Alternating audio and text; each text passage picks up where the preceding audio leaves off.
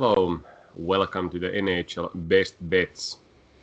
Yesterday was very good day for our picks. We had Washington in New York Islanders. That was a tight game as predicted, and coin flip then at the end in shootout turned to Washington. So a road victory for top team in East Division, good odds 116 plus. And another game went pretty much as expected. Toronto in Winnipeg put bigger gear on in their offense and scored 2 goals in the first few minutes, and after that it was more like a back and forth shootout. End result 5-3 for Toronto, and quite a good performance for road team that has been losing quite a few games before this one. Tommy, green is our color. Yeah, it's great to get to the green again. Plus 230 from last night. It's a great result from 2 games, and both games pretty much as expected. Couldn't be closer in New York. That game between the 2 Eastern Division top teams. So Capitals beat Islanders in the shootout, and a very good game. Playoff-like battle, and not a lot of scoring chances for either of the teams. Very good performance by the goaltenders, by the defense of both teams, and I can't fault the offenses either, even if they did not score because the game was so tight checking all the time. So I think it was a sort of a good preview of what we can expect between these 2 teams if they ever meet in the playoffs. But good win for us and nice odds, of course. Like we mentioned, it was going to be pretty much of a coin flip, but when you get these odds, we're always shooting for it. And then completely different sort of game in Canada, as we expected. Heavy scoring, 5 goals already in the first period. It was Toronto taking the lead. Then Winnipeg came right back at it, and it was a close matchup as well. Toronto got their game going, so now I hope that they will get their offense a little bit more involved and score these goals, because these games are in another way of entertainment than in the East it was. So a lot of goals, very active game, not that tight defense. Connor Hellebuck didn't have the best of days for Winnipeg. He was taken off in the first period already, and Laurent Brossoit then finished the game. But can't fault the keepers here. It was a very open range kind of game. I think there was 70 shots on goal altogether. So pretty good game, and a very nice over for us with a little bit of a risk of that 6.0 line, but we'll do that whenever there is a chance for nice profits and the value is there. How about in overall our simulations performed throughout this big night of many NHL games? It was a good night for the simulations as well. We got nice value from the side value point of view. Let's see, I have to open this again. Facts, plus 192 overall from the side value. There were nice profits from Philadelphia beating New York Rangers. That one, Washington was over 100, and also Ottawa beating Vancouver. We had Ottawa there for plus 135. So great results there for the underdogs, and also in money line plus 152. So even with the favorites, we were doing well. So excellent night by the simulations as well. Sounds very good. There were some big surprises, like Detroit at home scored 7 goals against Dallas that we discussed, that is in pole position to reach the final playoffs in Discovery Central Division. Do you think Dallas is now going back to the early season roller coaster rides when they were playing very well and not so well game after game? It seems to be that whenever we mention some team that they're now on fire and they're gonna pull their way to the playoffs, the next game they will collapse completely. I do think that it was more of a Detroit's kind of surprising play that took Dallas by surprise. They were not prepared exactly to play against that. But of course, these games are exactly the ones that teams like Dallas in hunt for the playoffs do have to win, because now you give the keys to the opponents to take their game. So it's a disappointment, but I do think Dallas will bounce back from this one, and it's not going to be anyway over. This battle is raging as best as it gets in the NHL. Yeah, that's interesting race, and it continues tonight when Chicago and Nashville are playing in Chicago. But let's recap one more game. Top game in Central Division. Carolina played in Florida. Finnish forwards were red hot there.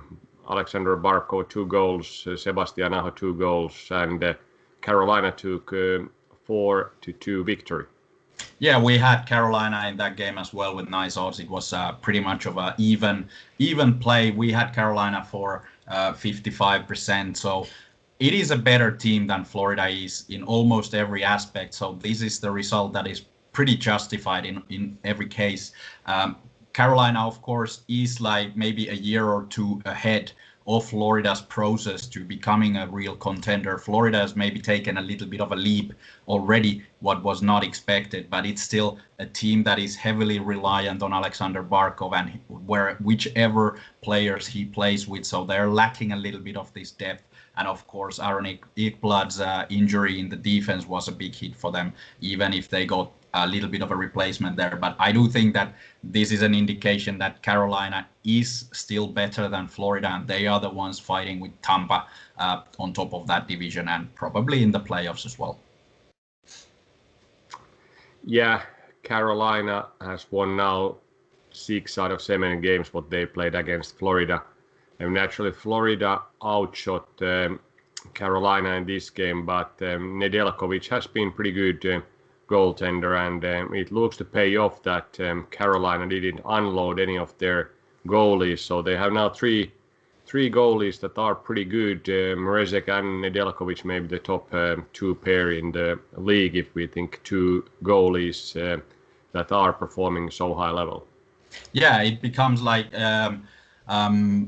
a happy thing that Mrazek got injured in the early on, because they had to then play Reimer. They had to give a chance for Nedeljkovic. I don't think Nedeljkovic would have gotten any starts if Reimer and Mrazek would have shared their responsibilities. So it's how do you say, when the cloud has a silver lining, that when somebody gets injured, it's always someone else's opportunity, and Nedeljkovic has definitely stepped up. So interesting situation after this season, what they're gonna do, similar to Florida with Bobrovsky, Drieger, and now the young guy Spencer Knight, and now Nedeljkovic, Reimer, and Mrazek for Carolina.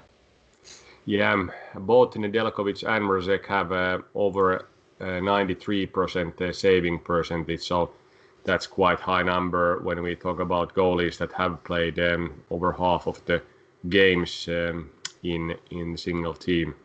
Yeah, it's remarkable also that Carolina is not the most defensive team either. So those goaltenders have actually had to save quite a lot of A-grade chances, and they've done extremely well. So very good situation for Carolina.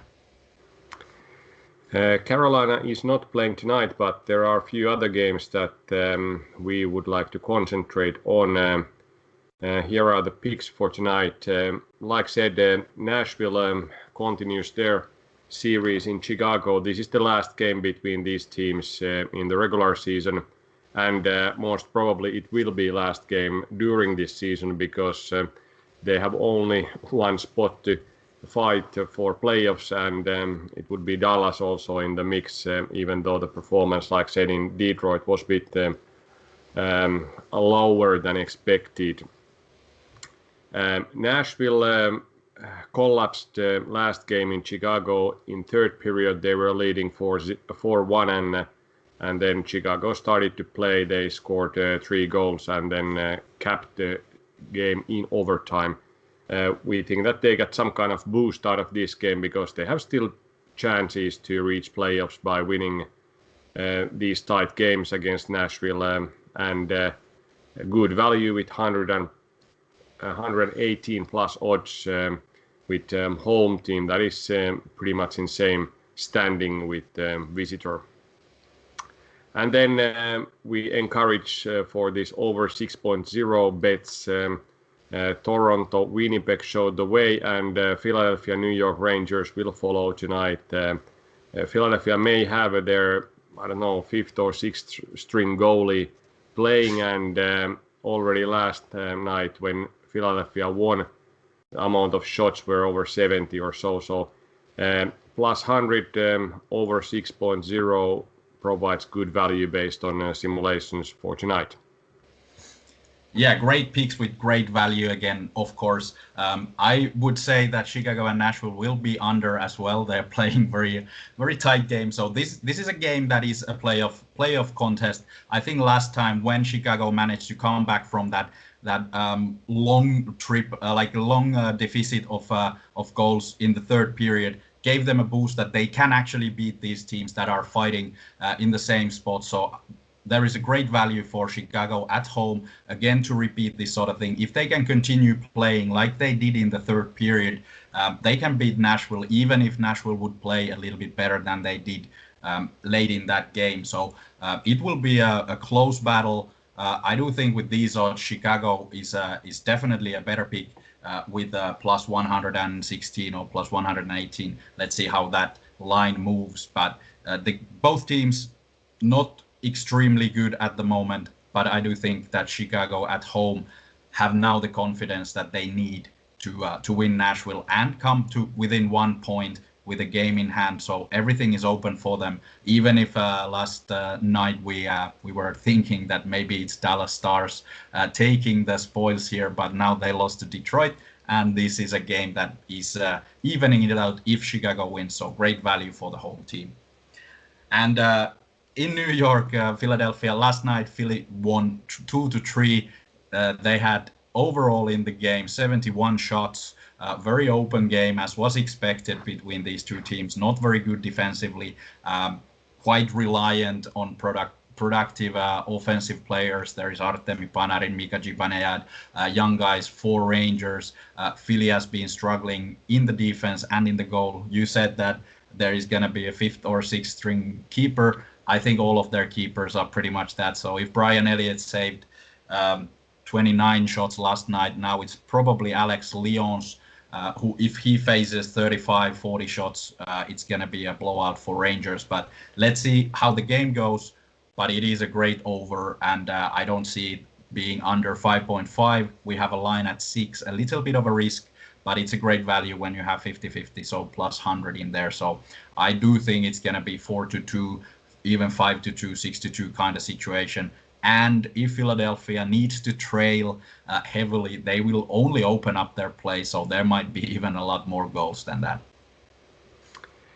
During the last 5 games, Flyers have lost two out of those 5 by scoring total score over 6. So they lost to Washington 6-3, and another game to Washington 6-1.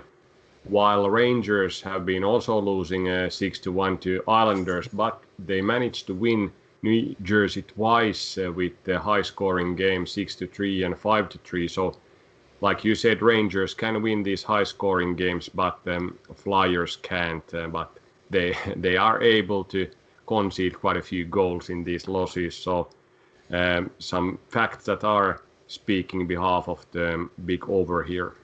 Yeah, there is a theoretical chance still for Rangers to climb to the playoff races. It's a far-fetched thing, but still, I think they will play to their strengths, which definitely is the offense and very dynamic play, which will cause a lot of issues for the Philadelphia Flyers defense. And Flyers then probably just enjoying their game, so not a lot of defensive effort to be seen, and that's been the trend for that team for the whole season. So yeah, let's see how that entertainment plays out. There's totally 5 games tonight, and our simulations show value for all these other 3 home teams. So Buffalo against Boston, then Calgary against Montreal, and LA against Minnesota. So do you think some of these home teams can actually pull the victory against maybe a tougher opponents? Or I don't know if Montreal is tougher in Calgary, but at least Minnesota and Boston are a few notch higher than Buffalo and LA. Yeah, Calgary has disappointed this season, no question about it, and their home record in the past has been horrible. So that's why we keep away from this one. But the simulations indicate 59, almost 60% probability for Calgary to beat Montreal. So there is a good value, but Calgary is such a question mark. If their defense plays well and if they manage to score a couple of goals, they can beat Montreal. But I do think in this situation with both teams fighting for the playoffs, it's going to be more of a coin flip of a game. So we stay out of it. We do have under as well as a big 55% going under 5.5 goals. So it might be that Calgary is a little bit better in this home situation, but it's hard to say because of their history. But these two games, Buffalo at home against Boston and LA Kings against Minnesota, there is a heavy underdog as a home team. I do think that maybe one of these will finish up for the home team, but I don't know which one it would be.